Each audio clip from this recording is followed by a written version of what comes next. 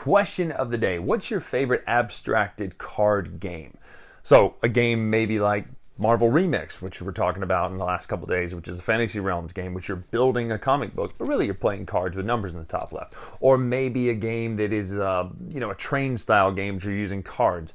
Today we're talking about an abstracted war game, basically into 3 theaters of war. This is Air, Land, Sea, Spies, Lies, and Supplies. It is a sequel, expansion, standalone to the original Air, Land, and Sea. Now, it can also be combined with Air, Land, and Sea to make this epic mode. So if you have the first one, there's reason to go ahead and get this one too. So before we even look at how the game's played, because I know that might come up. But let's take a look at how the game plays, what it does, if it's different, how much different, what it does, all that sort of stuff than the original. I'll come back up, talk final thoughts.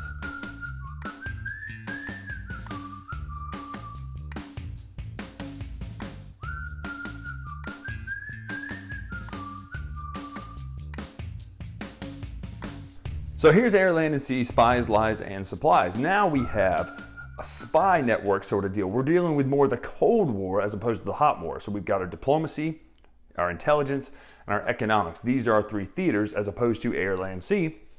We're playing a little bit more on the home front, doing our spy stuff and our diplomatic stuff. Same as always. If you played the other 2, either the Critters at War or the regular Air, Land, and Sea, you have 18 cards there. You're going to deal 6, and there are 6 left over. This is all you get unless a card tells you can draw from it.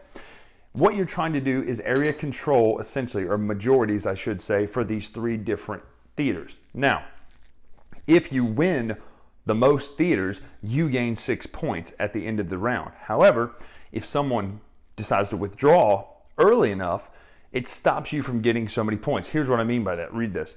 If you withdraw and the cards left in your hand are 4 plus, the opponent only scores 2 points. If you know looking at it early, that's if you're first player, it's the other way around. It's 5 cards if you're second player.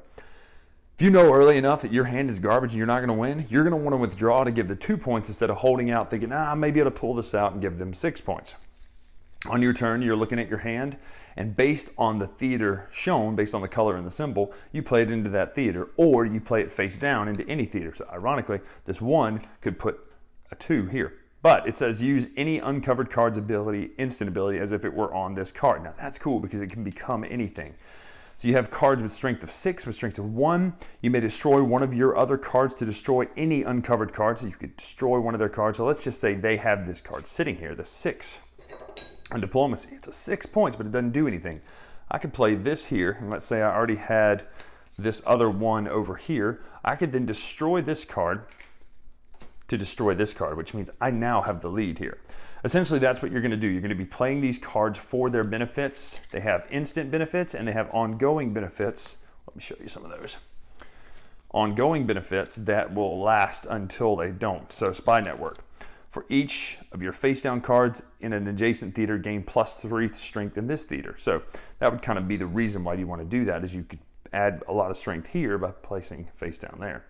Once the round is over, this will shift and the theaters will move, and the reason that matters is because adjacency does matter a lot of times. Now, that is how you do that. The other thing is a supply. I wanted to show you the supply lines. Supply lines can be set up, and when this happens, if you set up a supply line here and you choose to, then you can choose to play cards on any theater. When you do that, the other player gets a +1 per time you play that, and that can add strength to there and totally come back and beat you like that. But that is how you play Spies, Lies, and Supplies. It doesn't change the game a lot. It just adds a lot of cool features with the spy stuff, but it also adds epic mode, where you can mix this and the other one, play with 5 theaters instead of 3, deal 10 cards instead of 6, and then also it allows for 3 and 4 player play now. So this is the new Air, Land, and Sea. If you like the old one, get this one.